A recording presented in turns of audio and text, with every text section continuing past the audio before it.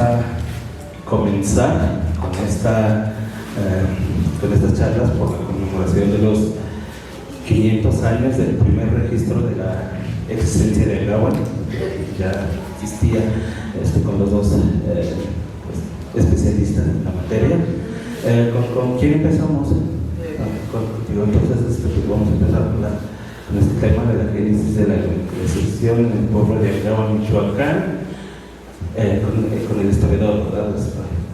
Entonces, si nos puede hablar un poco antes sobre su trayectoria, un poquito antes, ya nos habla después de eso. Hola, buenos días. Me presento, me llamo Hugo Rojas Cortés, soy historiador.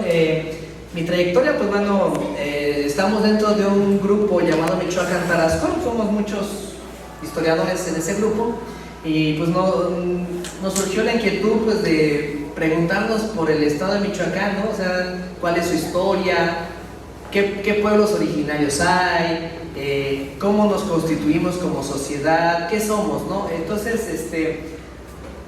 cada uno está especializado, cada historiador que integra el grupo Michoacán Tarascón está especializado en ciertos temas, ¿sí? Entonces, bueno, yo voy a hablar de un tema que es la génesis de la evangelización en el pueblo de Agawam, Michoacán. Si al final, si gustan, me pueden hacer preguntas o en el momento que ustedes gusten me pueden hacer, pásenme, por favor. Entonces, bueno, la que sigue, por favor. Bueno, quiero decir, si hablamos de una génesis o el génesis o el origen de la religión en este hermoso pueblo, pues tenemos que irnos más para atrás, es decir, a la época prehispánica, es decir, antes que llegaran los españoles. Entonces, si nosotros ubicamos este mapa, pues esto se conoce como Mesoamérica, ¿sí? Es decir, la mitad de América. Entonces, este mapa nos incluye el estado de Michoacán, la zona norte, que es Nayarit, y lo que se conoce como Chichimecas, y toda la zona gran parte de la zona de México hasta Centroamérica. Entonces eso se le conocía como Mesoamérica, ¿sale? Entonces es importante entender, y la zona que vamos a estudiar nosotros o en esta conferencia el día de hoy es la parte llamada Occidente, ¿sale?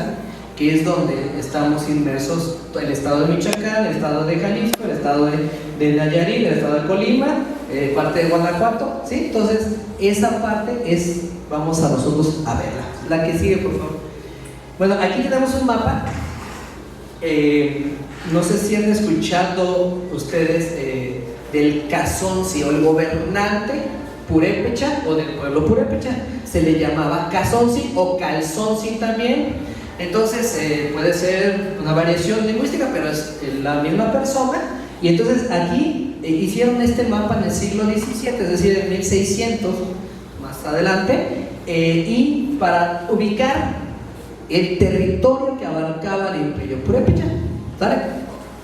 Entonces, esta es una idea nada más de que abarcaba hasta el norte, decían hasta Sonora, Sinaloa llegaba a decir, ¿sí? Entonces, eso es importante de entender que era un territorio amplísimo, ¿sale?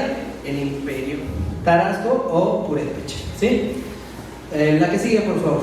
Bueno, aquí tenemos una imagen de lo prehispánico, es decir, un rito que ahorita llegamos y se estaban casando, pero acá es el rito del matrimonio en la época prehispánica según la relación de Michoacán, es decir, el esposo se lleva a la esposa a su casa caminando. Bueno, creo que lo siguen haciendo. Entonces me parece interesante porque aquí muestra elementos como comida, tortillas, y es una fiesta, ¿no? El matrimonio de la época prehispánica, ¿sale? Entonces me parece, irónicamente, pues ahorita llegamos y estaba lo mismo, ¿no? La que sigue, por favor. ¿Por qué digo esto? Porque lo que quiero decir es que en la época prehispánica ya había un pueblo de Agawam, ¿sí? Es lo que quiero decir. Ya había un pueblo, pero ojo, no es el pueblo que ustedes están viviendo ahorita, sino que estaba en las serranías. ¿Qué era una serranía? La unión de dos montañas o cerros, y estaban ahí metiditos el pueblo de Agawam. Esta fundación, que en la que ustedes viven actualmente, fue una fundación del siglo XVI por un sacerdote franciscano, ¿sí? Pero bueno, no me adelanto. Vamos, continuamos. Miren, la zona que está rayada es la zona purépecha, ¿sí? La zona, y podemos ver otros grupos como tecos, aquí en la zona donde está Apatzingán, etcétera, Matlacincas, apanecas. Entonces, ¿qué quiero decir? Que el estado de Michoacán es multiétnico, es decir, existen muchas culturas dentro del estado de Michoacán. No solamente son los purépechas, están los matlacincas, ahí en la zona de Morelia, está en la Zamora y tecos también, etcétera. Están los chichimecas en la zona norte o hacia Guanajuato, hacia el lado norte, hacia arriba. Entonces, pero ahí tenemos esta zona y es donde está el pueblo de Angarra, Michoacán. Bueno, continuamos por favor. Aquí tenemos otra imagen de la relación de Michoacán, en la cual están haciendo tortillas, ¿sí? Es el comal. Yo me imagino que era un comal de piedra, ¿sí? Y estaban calentando sus tortillas para consumir, y podemos ver las mujeres, las vestimentas, qué tipo de vestimentas tenían en aquella época. La que sigue, por favor. Bueno, vamos a entrar de lleno ya. Si nosotros estamos diciendo que existe un pueblo prehispánico llamado Angagua, que está en las serranías de los cerros, cuando llega, obviamente la conquista pacífica de Michoacán, bueno, se ha nombrado de esa manera, en 1522, ¿sí? Al año siguiente, en 1523, Hernán Cortés, el conquistador de México, más no de Michoacán, ¿verdad? El conquistador de Michoacán fue Cristóbal de Olid, y posteriormente Juan Rodríguez de Villafuerte, cuando va a la zona costa, allá donde actualmente es Lázaro Cárdenas.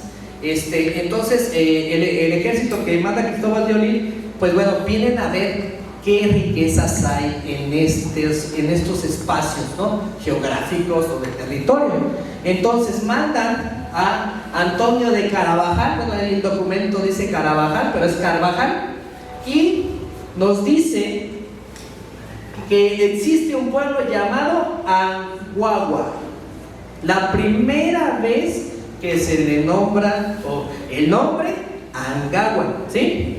Entonces, el 23 de diciembre de 1523, un pueblo prehispánico que se encontraba en las serranías de Uruapan. Vuelvo a decir, defino lo que es una serranía, es la unión de dos cerros, ahí abajito pues en la serranía. Bueno, y nos da el número de habitantes este documento. Hay que recordar que este documento es importante para las futuras encomiendas, es decir, cada conquistador se les va a dar un espacio geográfico o un espacio territorial para darles religión a los indígenas, adoctrinarlos en la religión católica, o sea, es decir, construir la visión occidental dentro de los pueblos indígenas, ¿no? Esa era la definición de este documento, ¿no? de este censo, porque es un censo al final, porque dice que el número de habitantes oscilaba entre 51 y 281, según las versiones de Carvajal, ¿sí?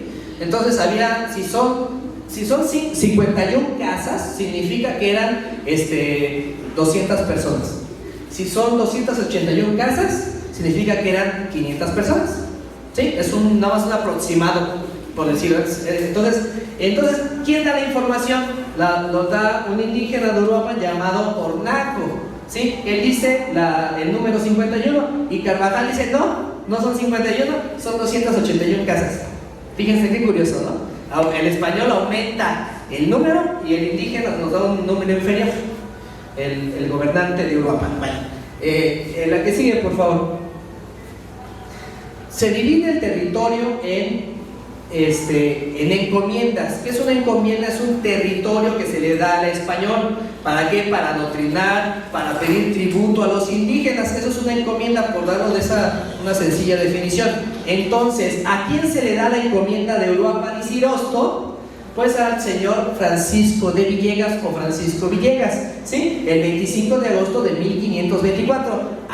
Ok, si hacen la visita de Carvajal a finales de 1523, que en el caso de Angagua fue el 23 de diciembre de 1523, y de ahí se fueron a los otros pueblos y termina su conteo de indígenas en junio de 1524, luego reparte Hernán Cortés, o el rey, reparte en encomiendas los territorios, ¿sí? Luego. no se pierde el tiempo. Entonces se hace la repartición, pero ojo, a mí lo que me llama la atención es que la cédula de encomienda, es decir, la ley que da el rey, esa ley dice, para el caso de la evangelización, dice: con cargo de que tengáis de enseñar e instruir en las cosas de nuestra santa fe católica con toda solicitud de vigilancia posible, ¿sí? Es decir, el encomendero tiene que adoctrinar a los indígenas que están dentro de ese espacio, ¿sí? Entonces, eso es lo interesante, no solamente era el tributo,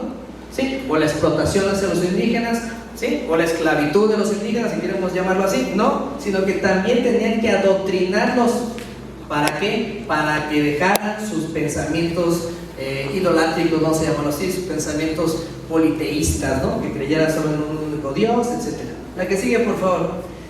Bueno, la instrucción católica entre 1524 y 1528 es muy rudimentaria. ¿Qué es rudimentaria? Es muy sencillo, muy simple. ¿Por qué? Porque, y esto es lo interesante que estábamos comentando ahorita con el maestro hace un momento,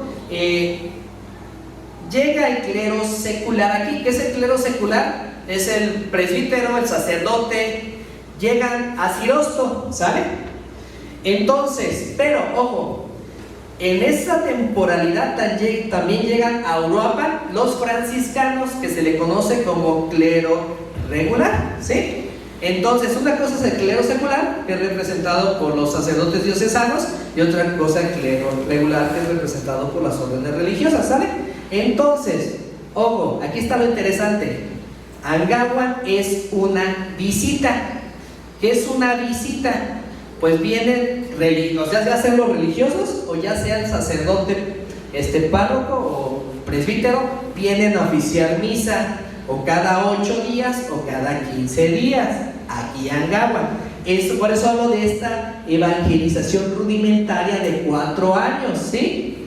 Eran visitas, nada más, pero la capital, vamos a decirlo, o la iglesia era en Cirosto, era la doctrina, ¿sí? Y en Uruapan, porque estaban los franciscanos, estaban construyendo ahí su templo ellos.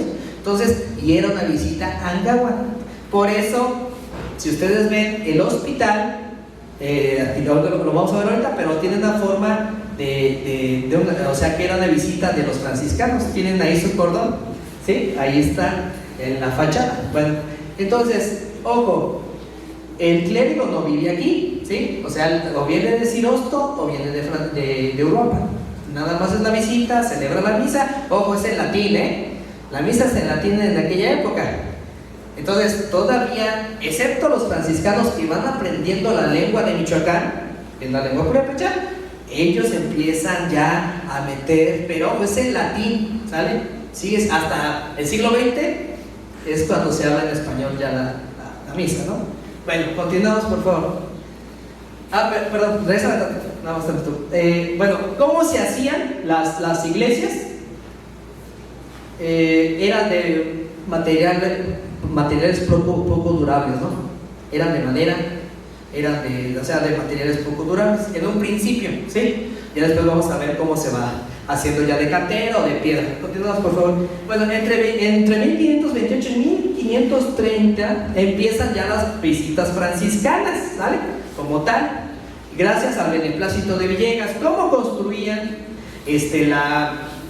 las iglesias? Porque, bueno, esa es otra. ¿Cómo se construían? Bueno, obviamente la mano de obra era la mano de obra indígena. El encomendero ponía ciertos animales de carga para cargar madera, y algunos frailes también ayudaban a la construcción. ¿Para qué o por qué? Pues para, ¿cómo decirlo? Pues era parte de su rito, ¿no? Como dentro de estas órdenes religiosas, para llegar a la santidad, entre comillas, ¿no? Esa es la concepción que tenían ellos. Entonces, los tres estaban apoyando o ayudando en la construcción en este caso, del hospital de Angahuan, ¿sí? Continuamos, por favor. ¿Quién funda Angahuan? Según las fuentes, pues es Fray Antonio San Miguel, en la cual en 1535 ya habían fundado el templo de Uruapan, ¿sale? Pero aquí, como bien dije, se habían hecho construcciones de madera anterior a esa fecha, pero seguían las visitas, ¿sí? Entonces, Esto es lo interesante. ¿Cómo se llama el lugar? Santiago de Angáhuac. Si ustedes ven la fachada del hospital, está el señor Santiago, ¿sí? Y está caminando. Eso me llamó la atención. Hasta que llegamos, fuimos a ver el hospital y está caminando. ¿Qué significa? Que es que un evangelizador, un apóstol evangelizador va, o sea, van yendo de pueblo en pueblo, pues, ¿no? Entonces, eso es lo interesante de aquí. Ojo, hay similitudes del templo, de este templo con el de Uruapan, en la fachada. Por eso decimos que era una visita franciscana, ¿sí? Porque lo construyeron desde la visión franciscana de la realidad, ¿sale? Entonces, por eso, porque es el mismo árbol, la misma estructura. No es la misma fachada, pero sí hay una estructura muy parecida, ¿sale? Por eso digo que existe esta intervención franciscana en la construcción. Bueno, la que sigue, por favor. Bueno, vuelvo a decir que construyeron las iglesias los indígenas, los encomenderos y los frailes, algunos frailes, ¿sí? Entonces, obviamente la mano de obra, ¿no? O esclavitud, se queremos llamar, o sea, no se les pagaba, a veces no se les pagaba a los indígenas en la construcción, y los segundos, es decir, los encomenderos daban animales de carga, transportaban madera, materiales y bastimentos, ¿sí? ¿Cómo supe eso de que los encomenderos también participaban en esto? Pues en el proceso inquisitorial que se le hizo al estanciero Gonzalo Gómez de Valladolid, y él dice que utilizaban animales para cargar y construir el templo para adoctrinar a los indígenas, ¿sí? Entonces por eso encontré esa información. Entonces también, ojo, también los arquitectos son indígenas también, ¿sale? Porque ellos también necesitan hacer la obra y cómo se va a construir, ¿sale? Entonces no solamente es un arquitecto, no sé, un fraile o alguien del encomendero, no, también el indígena tiene su arquitecto para poder, desde qué es lo que le están diciendo, cómo lo van a construir, etcétera, y desde la concepción religiosa totalmente. La que sigue, por favor. En 1500, aquí viene algo interesante. Como les dije en un principio, se habla en latín, ¿no? Pero los sacerdotes no sabían purépecha, ¿sí?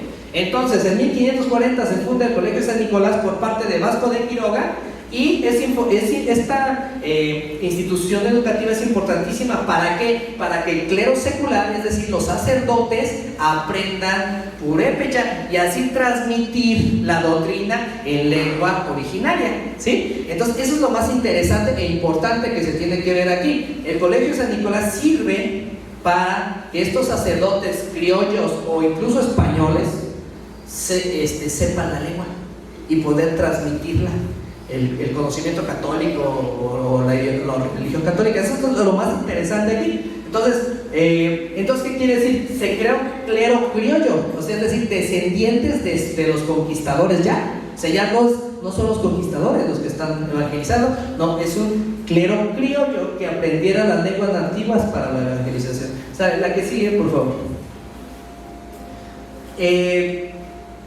Lo interesante aquí de esta evangelización que tanto franciscanos como el sacerdote que está en la doctrina de Cirosto vienen aquí a adoctrinar, es que ya van aprendiendo la lengua.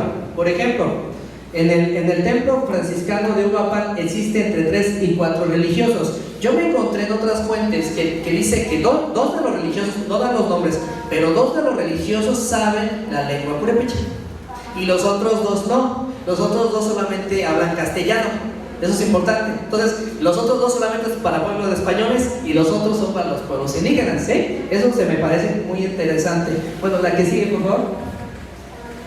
El hospital de Angáhuac, esto lo encontró Toussaint. Toussaint es un historiador muy interesante de la UNAM, que tiene un libro que se llama Páscuaro, tiene otro libro sobre el arte virreinal, ¿no? Si quieren un día buscarlo. Y Toussaint nos dice lo siguiente, que encontró la siguiente inscripción en el hospital. Dice: víspera del glorioso Santiago, año de 1570, se acabó este hospital por mandado del señor canónigo Juan de Velasco. Juan de Velasco es el sacerdote de Cirosto, ¿sí? El clérigo secular. Entonces, pero él estudió en el Colegio San Nicolás, ¿sabe? Según Tausán, la fachada de la iglesia ostenta el cordón franciscano, que ya lo acabamos de ver. Todo el tiempo fue prebenda secular, por lo tanto los franciscanos estuvieron ahí como dependencia de Cirosto, ¿sí? Entonces, Villegas, el encomendero de Uruapan y Cirosto, es interesante el juego que tienen. En Uruapan tiene a los franciscanos y en Cirosto está el clero secular. Tiene a los dos. Por eso yo digo que hay una negociación entre los dos cleros, porque siempre hubo conflicto entre Vasco de Quiroga y las órdenes religiosas. La que sigue, por favor.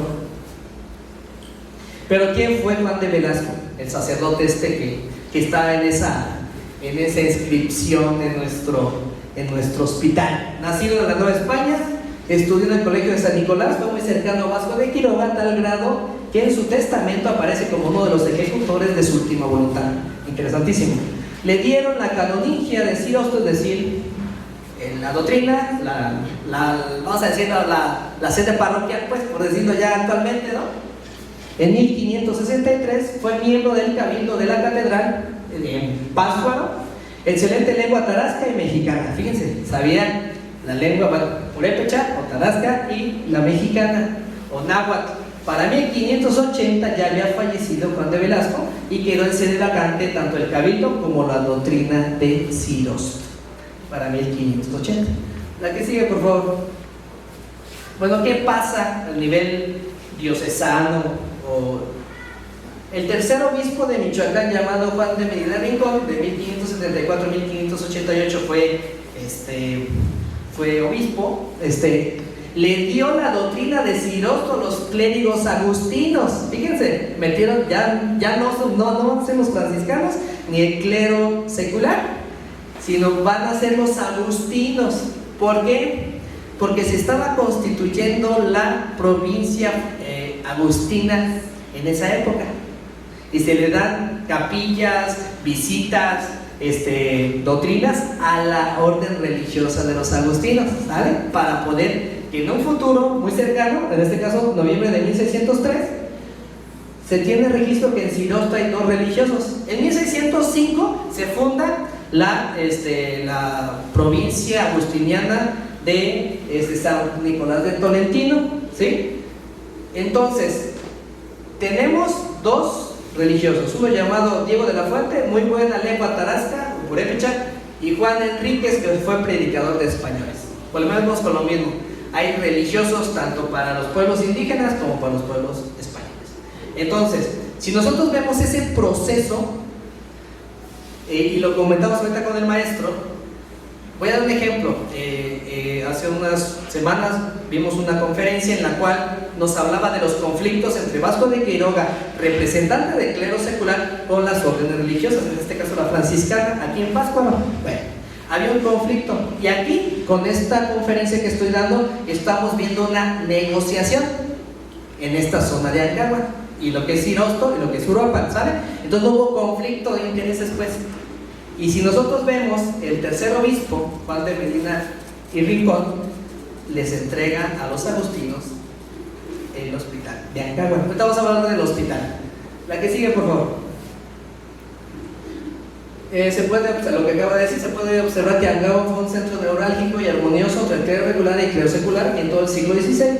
Sin embargo, a finales de con el tercer obispo de Michoacán se donó a los agustinos, y esto contribuyó a ampliar las capillas de los agustinos en la antesala de la fundación de la provincia de San Nicolás de Tolentino de Michoacán a principios del siglo XVII. Es lo que acabo de decir, ¿sí? Entonces, quiero decir algo del hospital. Los hospitales son construcciones medievales, es decir, de la época de la Edad Media en Europa, ¿vale? Los hospitales no solamente, o sea, no es una idea de Vasco de Quiroga, ¿sí? Los franciscanos tenían sus hospitales, los agustinos tenían sus hospitales, ¿salen? Todas las órdenes religiosas o todos los religiosos tenían los hospitales. ¿Por qué? Bueno, ya me estoy adelantando acá con la conferencia de Marcos. Los hospitales, la función es, o sea, sí, para curar, o sea, sí es un hospital, pero también si había viajeros, llegaban ahí a descansar. Eran hospitalarios, sale el hospitalario, donde queda, ¿no? Entonces no solamente eran los hospitales para los enfermos, no, sino también eran para que llegaran a descansar. Entonces todas las órdenes religiosas tenían sus hospitales. Los franciscanos pues hasta fueron primero que el mismo Vasco de Quiroga, nada más que no hay registro de esto, pero bueno, continuamos por favor, creo que ya siguen las imágenes. Bueno, aquí tenemos el hospital. Esta foto es de después de la erupción del volcán Paricutín, entonces son del siglo XX. Díganme. Sí, nada más para aclararle pues aquí a las que vinieron a tomar la charla, que cuando habla de hospitales se refiere a Mani Rarite como el Machachu, Yuri Shuri que no hospital, mamá familia, dice Mani, ya el hospital, Ari Machachua, de Yuri Shuamu, Wanda, que para más o menos oye entender y en vez Wanda, ya. Okay. Entonces solo les quería aclarar sí, claro. porque a lo mejor ellas tienen un concepto de hospital donde, no sé, van los enfermos o el hospital como lo conocemos tal cual, ¿no? Pero lo que les estoy dando a entender es que se refiere a la capilla que está en el colegio, y ya, sí, para que más o menos pues entiendan y no se pierdan en ese... Claro, claro. Sí, gracias. sí. No, a usted le agradezco mucho. Entonces, ok, bueno, vamos a ver las imágenes. Pues aquí tenemos una imagen en el momento de después, me imagino, de lo del Paricutín. Es interesante porque Toussaint en su texto, está en inglés, sobre Angawan, porque tiene un texto que se llama así, Angawan, nos dice que como que la tierra se recorrió y destapó un poco más el hospital, porque estaba abajo de la tierra. Entonces se hicieron excavaciones y se sacó el hospital, o sea, y es como lo tenemos ahorita, ¿sí? Entonces dice Toussaint que hubo una excavación y encontró ese texto que les comento, se encontró en víspera de nuestro Señor Santiago, ese texto se encontró. Y yo quería verlo, pero no sé si ya lo pintarían, entonces ahí me faltaría ver eso. Bueno, la que sigue, por favor. Entonces, miren, aquí está esta imagen. Entonces, ahí nosotros vemos el texto, ¿sí? Entonces, pues bueno, ya mejor no digo más. Sí, continuamos, por favor. Miren, aquí está otra imagen, muy bonita, interesante, en la cual pues podemos ver cómo, y compararlo, o sea, comparar lo que tenemos ahorita y con lo que había hace 80 años, ¿sí? Entonces esto me parece muy importante para ver la construcción cómo estaba, ¿no? Y que es una construcción de la llegada de los españoles, ¿sale? Entonces, esto me parece muy interesante. La que sigue, por favor. Pues aquí tenemos la imagen que el cordón de San Francisco está acá abajo, ¿sí? Ya lo vimos, ahorita lo vimos. Entonces, bueno, y está Santiago Apóstol arriba y está caminando, ¿sí? Es una posición de que está peregrinando. Entonces, bueno, hay otras imágenes, otros frutos, había piñas, hay piñas, ¿sí? Hay piñas, o sea, fruta, tanto española, flores españolas, como también fruta indígena, ¿sí? Entonces, eso es interesante dentro de lo arquitectónico. La que sigue, por favor. Primero, aquí está lo que estábamos diciendo, ahí está el cordón franciscano, por eso la primera columna de abajo. Entonces, es para darnos a entender pues que vinieron los franciscanos a evangelizar esta zona. La que sigue, por favor. Bueno, esta no es de aquí, esta es la de Europa, ¿sí? Entonces, para comparar cómo pues las fachadas tienen ciertas similitudes, ¿sí? Entonces, nada más y está arriba, pues Santiago Apóstol, ¿sí? Pero bueno, de otra manera, él no está caminando, él está observando, ¿sale? Está en otro tipo de pose. Bueno, entonces no sé si ya con eso terminamos. A ver, la que sigue. Bueno, les agradezco su atención. Si tienen alguna duda, con mucho gusto, las dudas que tengan, pues aquí estamos, ¿no? Pero lo que quiero aclarar es esta situación de que el pueblo de Angawan, por primera vez hace 500 años, el día de hoy, a las 8 de la mañana, ahí dice el documento, a las 8 de la mañana, ¿verdad? Dice cuántas personas vivían, cómo se llama y en dónde estaba el pueblo. Entonces yo nada más quiero aclarar eso. Pues muchas gracias y gracias por la invitación nuevamente, por este espacio. Les agradezco. Maestro, díganme, ya